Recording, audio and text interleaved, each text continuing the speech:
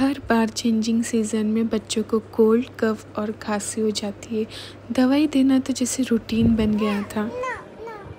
फिर एक फ्रेंड ने रिकमेंड किया बेबी ऑर्गेनो का सीतोपलादी चूर्ण। ये एक टाइम टेस्टेड आयुर्वेदिक फार्मूला है स्पेशली फॉर किड्स।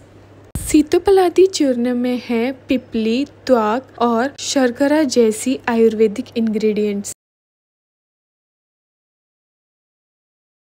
बस एक छोटी सी पिंच चूर्ण को इक्वल अमाउंट ऑफ हनी के साथ मिलाकर देना होता है। टेस्ट भी अच्छा है तो आप इसे बच्चों को इजीली दे सकते हैं after every meal.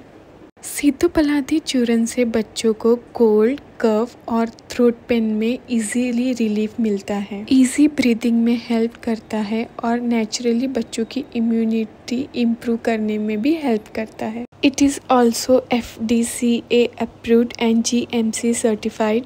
Smart parenting के लिए स्मार्ट चॉइस ज़रूरी है। सीतोपलादी चूर्ण इज़ वन ऑफ माइन। आप इसे बेबी ऑर्गेनो के ऑफिशियल वेबसाइट, अमेज़ॉन, फ्लिपकार्ट या ब्लिंकिट से भी इजीली ऑर्डर कर सकते हैं।